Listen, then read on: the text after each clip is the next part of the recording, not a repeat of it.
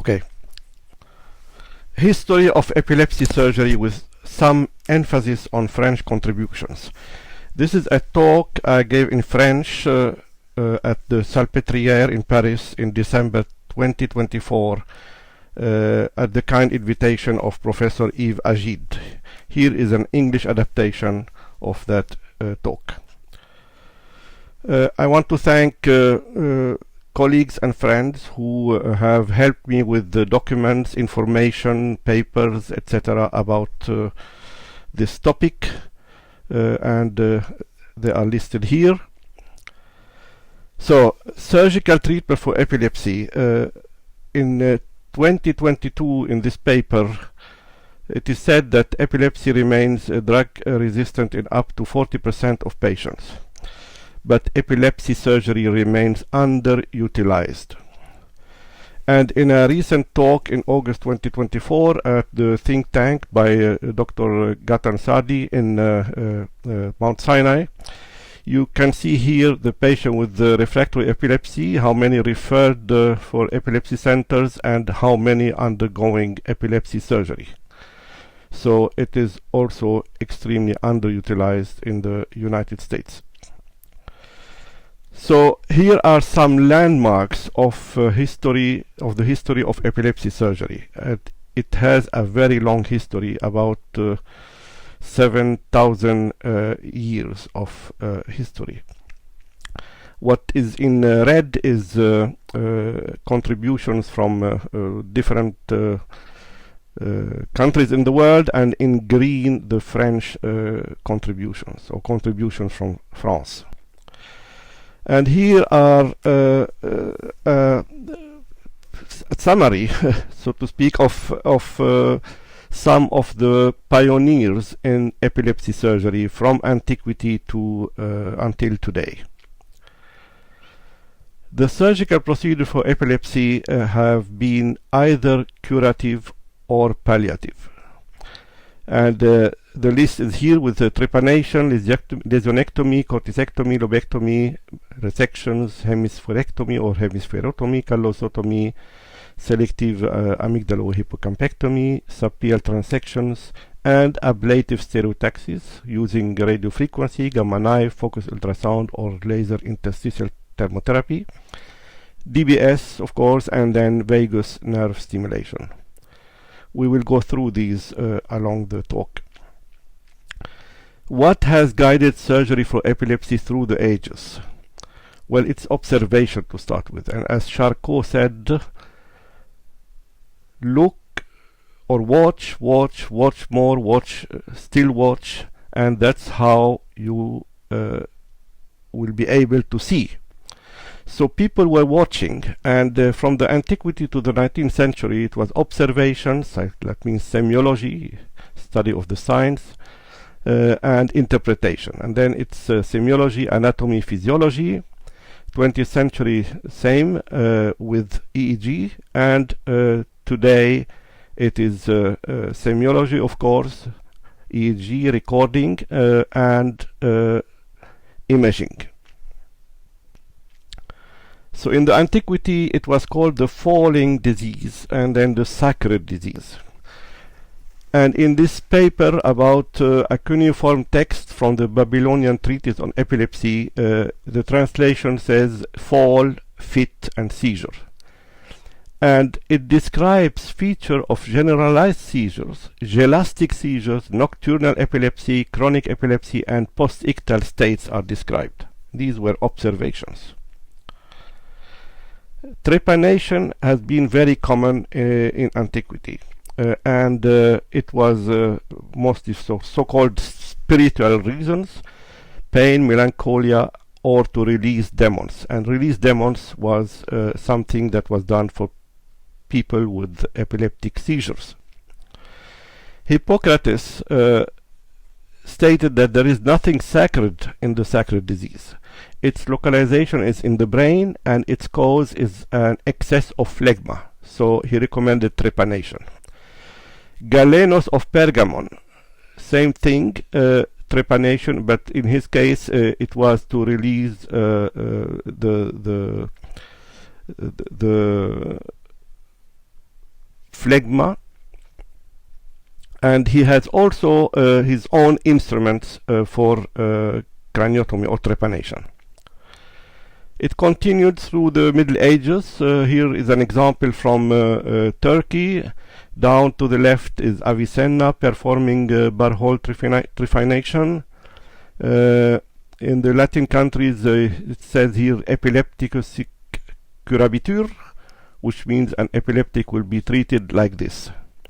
For the church, it was exorcism that was the therapy, and other spiritual remedies. So it was evil spirits that invaded the body for the epileptic patients, and it required exorcism. Jean Taxil wrote an entire chapter on the connection between epilepsy and demonic possession. And he maintained that it was not possible to find a demoniac who was not an epileptic. And he wrote if one could create an opening. That was 1602.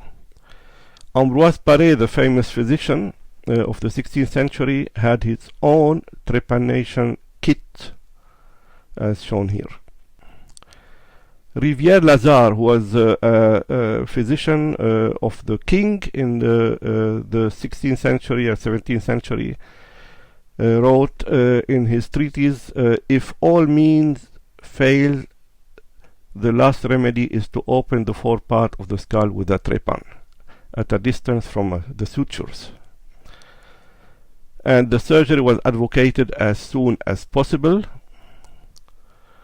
until 1823, when Dr. Benjamin Winslow Dudley, in this paper,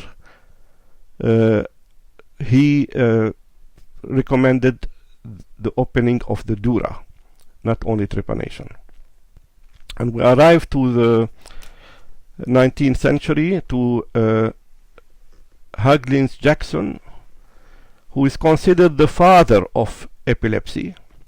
He was the pupil of Brown-Séquard, who had a theory about the medullary origin of epilepsy, but Jackson, with his observations, developed his so-called now Jacksonian epilepsy in 1879. However, 50 years before, there was a French doctor called Louis-François Bravet, who described the same phenomenology, to the extent that Charcot called this kind of epilepsy l'épilepsie Bravet-Jacksonienne. And on PubMed, if you look with the search word Bravet-Jackson epilepsy, you have several papers, most of which are from France. So Huggins Jackson was fortunate to meet at Queen Square at the National Hospital for the Paralyzed and Epileptic, which is the National Hospital for Neurology and Neurosurgery today. He had the fortune to meet the first appointed neurosurgeon to that hospital, Victor Horsley. So Victor Horsley was the first neurosurgeon among a bunch of very famous neurologists. And the appointment of Victor Horsley was in part thanks to a letter of recommendation by no less than Jean-Martin Charcot. In this letter that you see here, which is contained in the book on Queen Square's history. So these two collaborated, in fact, to perform the first epilepsy surgery. And the first surgery were on 4 patients, 3 with post-traumatic epilepsy, which was the most common cause of epilepsy at that time and later on during the wars, and 1 patient with tuberculoma. And Victor Horsley, that you see here standing on the left in this operating room, he had the right to operate, but he had no right to admit patient to the hospital. The patient should be admitted by the neurologist. Anyway, in his first paper on the first patient with post-traumatic epilepsy, as you can see, was due a depressed fracture. and during operation the surface of the brain was explored with a Faraday battery, and movement of the lower jaw and angle of the mouth downward and to the left obtained. And in a lecture, the so-called Linak lecture, the function of the so-called motor area of the brain, Horsley presented his cases of epilepsy, and also a drawing of the stimulation map of the cortex, sketches showing the points on the motor cortex at the operation and the excised specimen. And the outcome was presented for tumors and epilepsy like this. So epilepsy, 8 patients, cured 3, improved 3, in status quo 1, and unknown 1. Charcot was at that lecture, and he remarked not only had English neurosurgeons cut out tumors of the brain, but here was a case in which it was probable that epilepsy had been cured by operative measures. We move on to Germany at about the same time, with Fedor Krause, a neurosurgeon, working with Hermann Oppenheim, the neurologist, and wrote about the operative treatment of epilepsy. And Krause operated before the advent of electroencephalogram. At the same year, 1909, the International League Against Epilepsy was founded at the Hotel Bristol in Budapest by Dr. Muskens from the Netherlands and Dr. Gyula Donat from Hungary. And the chairman of the meeting, of that first meeting, was the French alienist Auguste Marie. In 1924, Hans Berger, a psychiatrist in Germany, developed electroencephalography for humans, but did not publish that before 1929. Another giant is Ottfried Förster, also in Breslau in Germany, who was both neurologist and neurosurgeon, who had spent 2 years in Paris with Dejerine, Pierre-Marie and Babinski, who was the physician of Lenin and did the autopsy of Lenin. And he was mentor of Percival Bailey, that we'll see later, of Penfield also. And he was the one who separated neurology from psychiatry in 1908. This Forster introduced EEG in the management of epilepsy. He was the first to report use of hyperventilation to precipitate epileptic attack, and the first who used electrocorticography, so EEG from the cortex. Penfield spent 6 months with him in 1928. Together they mapped the human cortex with stimulation. They mapped also the area of resection, and they had here like diagram of resection of focal seizures. And this brings us to Wilder Penfield, who is considered the father of modern epilepsy. Penfield, during the First World War, spent time vacation in France, where he worked at the French Red Cross Hospital at Ris-Orangis. And he performed in the 1930s, early 1930s, the first temporal lobectomy for post-traumatic seizures.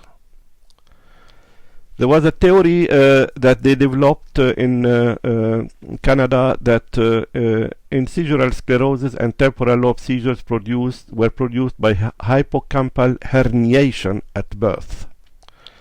So that was the origin of, according to them, of hippocampal sclerosis.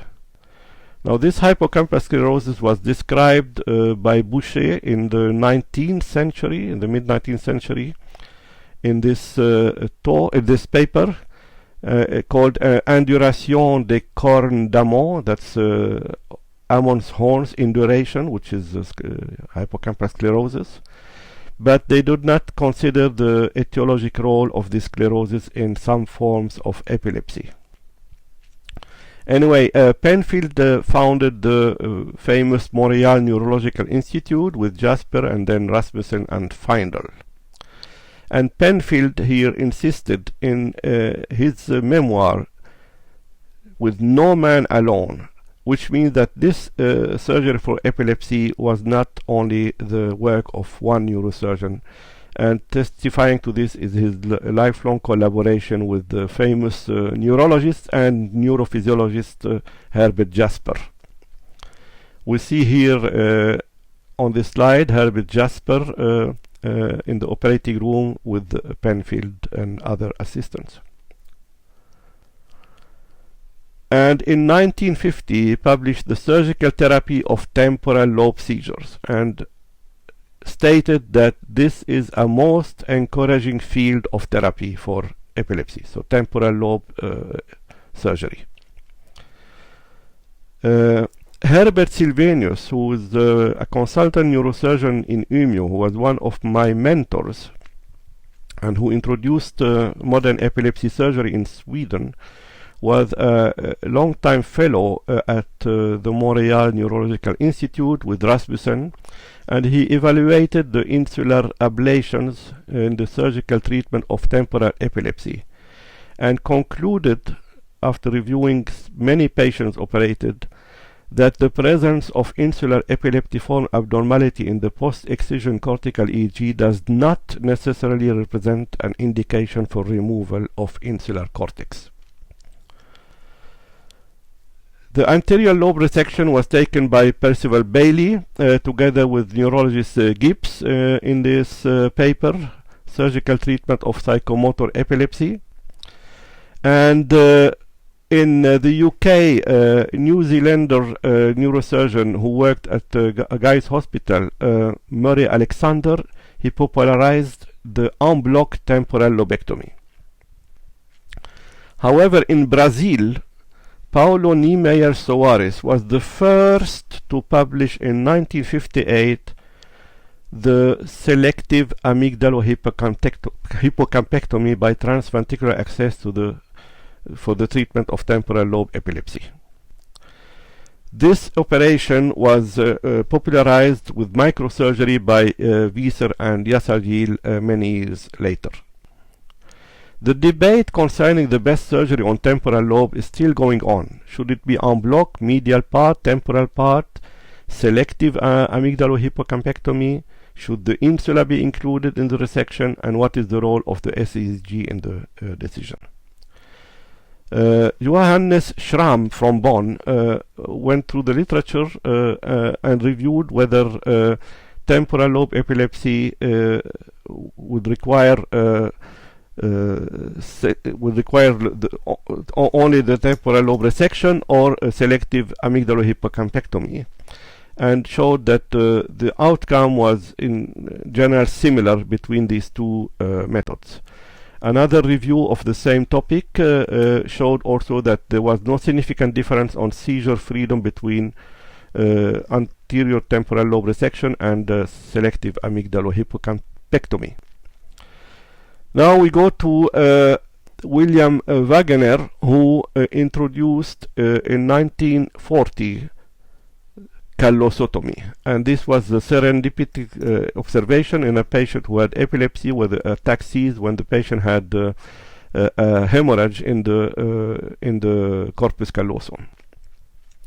Another pioneer was Jun Wada, who worked with Rasmussen and introduced the so-called WADA test, the intracarotid injection of sodium amytal for one hemisphere at a time for lateralization of speech dominance.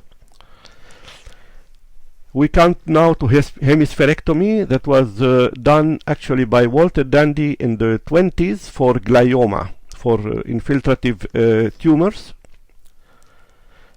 So hemispherectomy for epilepsy, the indication later on were hemimegalencephaly, as we'll see, Sturge-Weber syndrome, Rasmussen encephalitis, multilobar cortical dysplasia, and ischemic vascular sequela.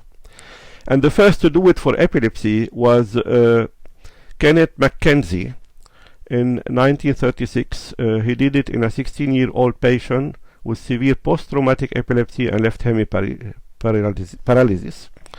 And he wrote that the patient returned home to take over a large share of the responsibility of the family's household for the next 23 years. This hemispherectomy was spread around the world. Here we see Roland Kreino in Johannesburg, was the pioneer of hemispherectomy in South Africa. And we see here Fuad Sami Haddad, the first neurosurgeon in Lebanon, who was fellow of Penfield for many years in the 50s, and who did it in juvenile hemiplegic and presented 5 personal cases in 1967. Fuad Haddad established the Wilder Penfield Lecture at the American University of Beirut, and the first invited speaker was actually Wilder Penfield himself. Rasmussen introduced hemispherectomy or hemispherotomy, functional hemispherectomy or hemispherotomy, because the classical hemispherectomy could result in a lot of complications with hemosiderine, shift, etc. So with Rasmussen, it was a question of deafferentation of the lobes and keeping them in place. This hemispherectomy was further developed by Jean-Guy Villemur, who was in Montreal and who later became the head of neurosurgery in Lausanne, with a peri-insular technique. Another surgical procedure was developed by Morel, so-called multiple subpial transection, which is a new approach, and being a procedure of choice in patients with epileptogenic lesions situated in unresectable cortex. So the technique requires the severing of tangential intracortical fibers while preserving the vertical fiber connections. Now about stereotaxis in epilepsy surgery, the radiofrequency ablation. A summary was given here in 2013 by Leipard and colleague, with areas of lesion, virtually many many areas in the brain, amygdala, hippocampus, capsule, cingulum, Forel's field, hippocampus, etc. And you see here that none of these procedures made the patient seizure free, but could lead to a reduction or significant reduction of the epileptic fits. In this graph we see the diagnosis: complex partial, generalized, tonic, tonic-clonic, simple partial, etc. And here you see the targets. Again, none of these procedures led to cure of epilepsy. And these targets actually were more than what is shown here.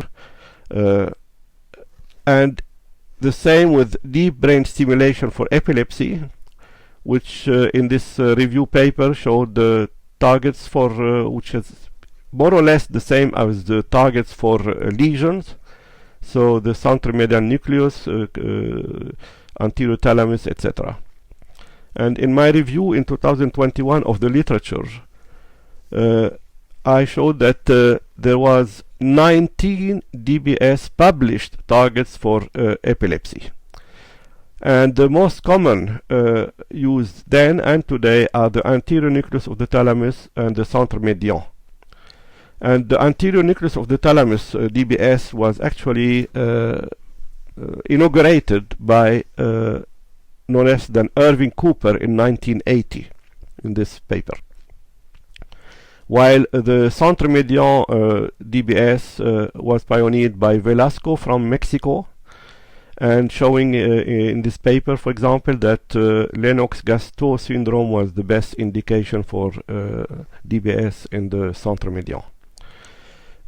Bob Gross and his team showed in this very nice paper the 3 different circuitries for epileptic propagation. The circuit of Papez in the red, with the anterior nucleus as one of the hubs, the cerebellar circuitry, and the basal ganglia circuitry in yellow, with the centre médian as the main hub. Now the anterior nucleus has become very popular, especially after the Santé trial. Santé means stimulation of the anterior nucleus of the thalamus for epilepsy. And the indication has been temporal or frontal epilepsy foci, complex partial seizures, focal onset impaired awareness seizures with generalization.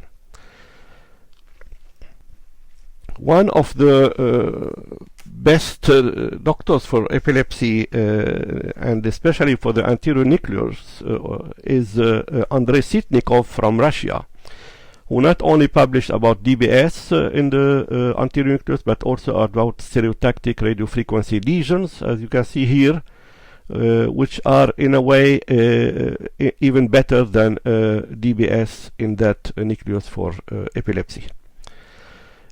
Another strategy is propagated from Belgium by Paul Boon and Dirk van Roost, is the stimulation of the amygdala hippocampus area with this posterior approach.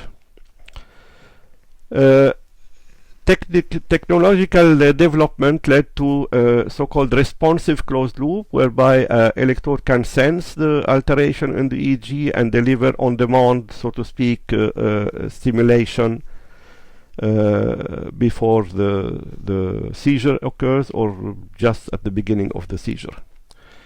And finally, vagal nerve stimulation that was in animal proposed by Coming but developed in human by Zabara in this paper from 1990, with intermittent stimulation of the vagus nerve, who resulted in seizure control in 2 and 40% reduction in 1 and no change in the last of the 4 patients. So nerve stimulation, vagus nerve stimulation, has become quite popular, and it is said that about 1/3 of the patient experience a 50% reduction in seizures. And other technological development is the introduction of LIT or laser interstitial thermal therapy. This paper, for example, for hypothalamic hamartoma, where cavitation of the hamartoma could be sufficient to reduce epileptic activity. In fact, I did this in 1995 in Umeå with Dr. Olivier Corona, but not with LIT, with radiofrequency lesioning, with a cavitation, as you see here, of the hypothalamic hamartoma. And finally, the most modern tool, which is the focus ultrasound, which is now tested for epilepsy in very preliminary trials. Now we come to France, which is a country where epileptic surgery has been very active, starting of course with Banco and Talleyrand. And here are some of the leading figures of this surgery in France before and today. If you go to antiquity, it's very funny because according to this paper from Nature, it was in Alsace, in a small village called Ensisheim, that the oldest healed neurosurgical operation known worldwide, the cranium that you see here, was found. I don't know if this was for epilepsy or not. I don't know if that village in Alsace belonged to France or not 5,000 years ago, but still this is the first cranium with the healed craniotomy found. With more modern time, we see here the team of Val de Grace, which was the hospital where Marcel David and Talleyrand worked. And if you want to know more about Talleyrand, it's a fantastic paper by Pat Kelly, Stereotactic Navigation, Jean Talleyrand and I, published in 2004 in Neurosurgery. So in 1948 there were these 2 papers, one of which is in the Bruxelles Medical Review, of cortical excision in the treatment of epilepsy by Marcel David, neurosurgeon, Hécan, neurologist, and Jean Talleyrand, who was the young follower of Marcel David. In parallel, there was some competition with the other neurosurgeon in France, Jean Guillaume from Salpêtrière and Gabriel Mazar from the same hospital of Sainte-Anne, where Talleyrand worked in another wing, who published these 3 papers between 1949 and 1953. And it was mostly about resection of the insula. And they had 5 cases of epileptic insular epilepsy. They showed in this paper the technique, which is not easy, of resection of epilepsy in the insula, and about also a paper about the epilepsy so-called temporal, as they wrote here. And the nice thing is that these gentlemen, they had a scale for the outcome, to measure the outcome of epilepsy, between 1, complete suppression of the fits without sequela and without medication, and number 9 is death of the patient. So this was the first, so to speak, grading of the outcome of epilepsy. Another neurosurgeon in France was Jacques Lebeau, who performed anterior cingulectomy, among other things, for epilepsy in mental retardation, and his scale was only good or no good results, but the follow-up was decent, with up to more than 5 years. But the school of Talleyrand is the one that dominated French epilepsy surgery, and I should say not only Talleyrand, but Talleyrand and Jean Banco, who was the neurologist behind the SEEG. And you see some of them here in this book, which is the memoir of Talleyrand himself, Souvenir of the Stereotactic Studies of the Human Brain, published in 2007. Where you could see his operating room, his frame, and in 1968 they presented the first SEEG in epilepsy, Exploration Fonctionnelle Stereotactique, Stereotactic EEG, and then published in 1974 the full paper, New Approach to Neurosurgery of Epilepsy. Now, sarcastically, their competitor, like Jean-Marie Guillaume, accused them of now doing practicing neurosurgery with sticks because of all the electrodes that were introduced in the brain. A sarcastic commentary, I would say. They published this book about stereoencephalography in epilepsy, which is nicely summarized by Stéphane Chabardès from Grenoble, neurosurgeon, a methodology described by Jean Banco at Sainte-Anne Hospital based on the concept of anatomo-electrico-clinical correlation during a seizure, consists of depth recording through depth electrode implanted in the presumed epileptic zone, but also in the propagation network, and must not be reduced to depth recording. Later on, a video telemetry was added, of course, to this investigation. In Cleveland Clinic, Luders and Youssef Comer published this book, Epilepsy Surgery. And they wrote that intracerebral ictal recordings meant that the cortical areas to be resected by the surgeon required new definition. So they defined the epileptogenic zone, the irritative zone, and the lesional zone.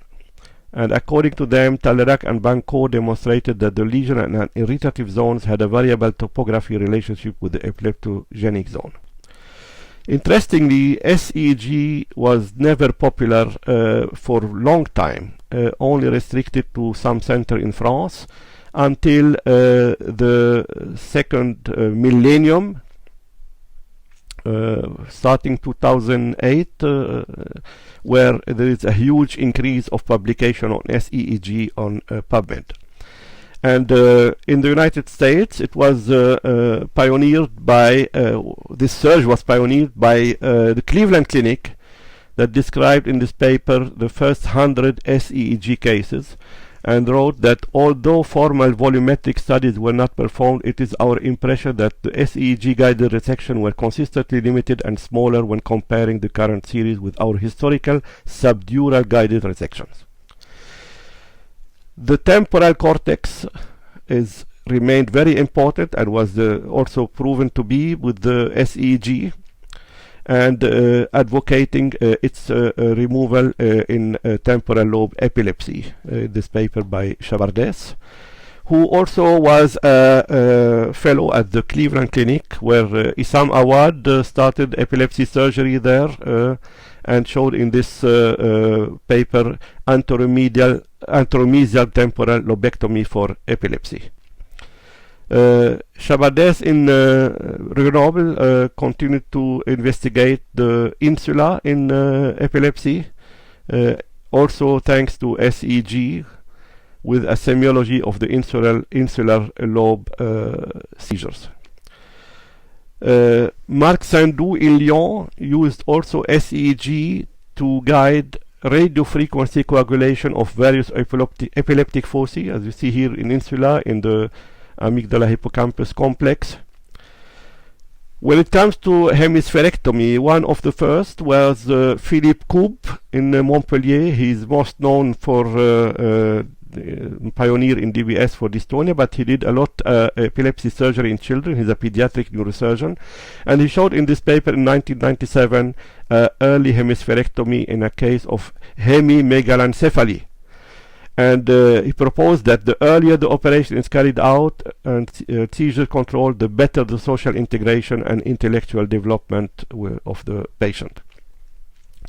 Another pioneer in France is Olivier de Lalande from Fondation Rothschild Hospital. He is a pediatric neurosurgeon who introduced vertical parasagittal hemispherotomy, which is a deafferentation, down deafferentation of one hemisphere. Conserving the blood circulation, only axonal deafferentation. And this can be seen here, the scars after his deafferentation. This technique was continued now in Rothschild Hospital by Thomas Blaubaum with vertical hemispherotomy. Another pioneer is Jean Régis in Marseille, who introduced gamma knife treatment to do amygdalohippocampectomy, with initial paper in 1994 and then a follow-up in 1999. The same Jean Régis introduced gamma knife surgery for hypothalamic hamartoma, again with the initial paper in 2007 and then a long-term follow-up in many patients in 2017 together with the neurologist Patrick Chauvel. Professor Ben Abid from Grenoble introduced STN-DBS for a case of epilepsy caused by focal dysplasia with a 30-month follow-up. And a corollary paper in 2002 by Chavardes showing also the same technique of stimulation of the STN. You can see here that it's a posterior approach to the nucleus based on ventriculography. And the team in Montpellier, again with Alice Roland and colleagues, who introduced endoscopy, so microendoscopic transventricular DBS of the anterior nucleus of the thalamus for epilepsy. Now, the status of epilepsy surgery in France is the same as elsewhere. It is underutilized. It's 400 per year, and the need would be 1,500 to 6,000 per year who would be candidate for epilepsy surgery.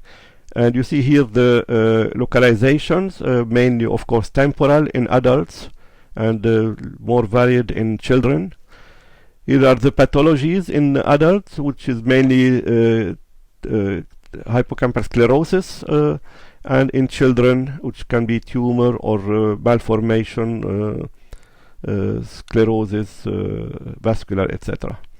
And here is the interventions in adult to the left and in children to the right, where you see, for example, the hemispherotomy much more in children than in adults. And it is roughly the same in bone. If you compare that, where you have the temporal resection is the majority of epilepsy surgery, and hemispherotomy is not negligible.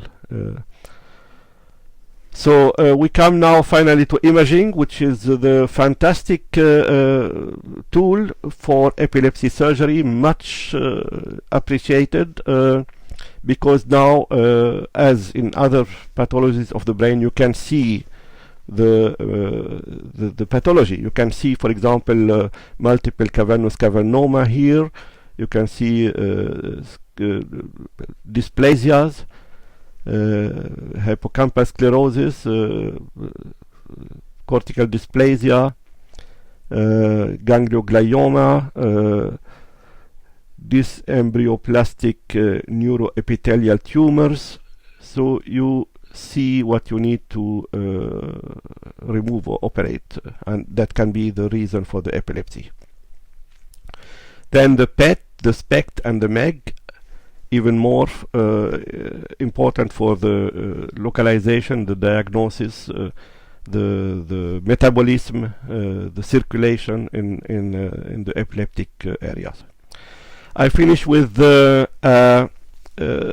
quote by Sir William Osler, the Regius Professor of Medicine at Oxford, who was an early protagonist for the role of surgery for epilepsy, and he wrote he would prefer to see neurology as special department so that there would not be neurological physicians and surgeons, but medical chirurgical neurologists properly trained in the anatomical, physiological, clinical, and surgical aspect of the subject. In short, epileptologists. And my final slide is to quote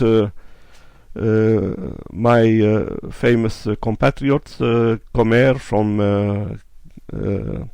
now in Johns Hopkins, and Issam Awad in Chicago, claiming that epilepsy is a surgical disease, which has been since antiquities, as we know.